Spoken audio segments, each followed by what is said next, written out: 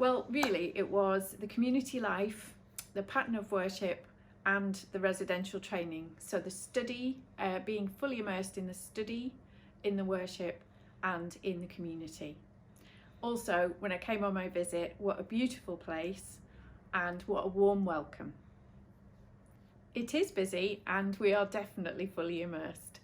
I was surprised how busy the student life is. So we serve each other and the brethren in church and in the refectory, in our daily tasks, have lectures and study, tutor groups and specific common room roles.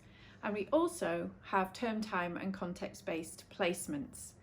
But it is also a very welcoming community. Student and staff have really helped this newbie get to grips with everything, and they've been very patient and kind, so I'm very grateful for that. So as a weekly boarder with a family at home, one of the challenges for me has actually been holding all my vocations. So being fully intentionally in community, being a wife and being a mum. I'm also not actually from this tradition, so part of the challenge for me has been learning the tradition, but again, everybody has been really helpful and explained lots of things to me, and I'm very grateful for that. Well, I'm really hoping that the regular pattern of prayer and worship will be deeply sustaining throughout my ministry. There are lots of opportunities to go on placements, both in church and in context, which I'm looking forward to as opportunities to connect my theological learning with practice. I also expect that our common life will develop resilience for long-term ministry. Recently, we welcomed one of the brethren to our tutor group to share his life story and his calling.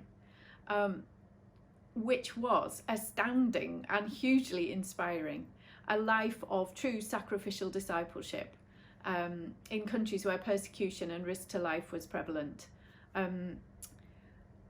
It was amazing.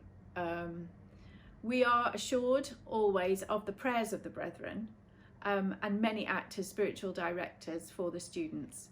I think their commitment to the college and their interest in the students and their prayer for us and our spiritual development is massively encouraging, and their life of discipline is very inspirational. It's an absolute privilege to worship alongside them. New monasticism is really building on the ideas of theologian Dietrich Bonhoeffer, who suggested in 1935 that the restoration of the church will only come from a life lived in accordance with the Sermon on the Mount in the discipleship of Christ. He suggested a new monasticism. And he gave several markers for this new monasticism.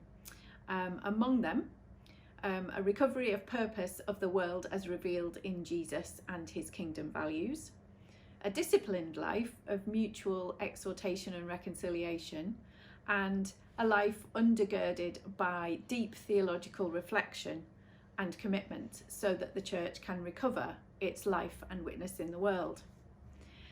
So far here I have noted that there is a strong emphasis on theological reflection in the teaching, and whilst we're not a direct replication of the brethren community, we do live in a similar way, with a pattern of prayer and service and study time.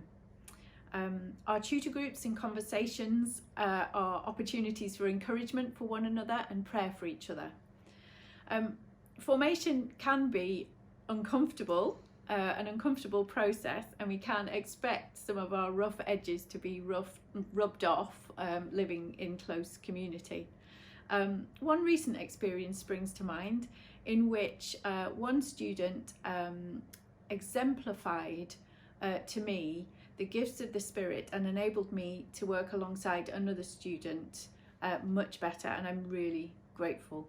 So everybody comes to the college with a different lens, a different tradition of worship, and whilst we all share the common life and we worship together here in a corporate way in a particular style, the college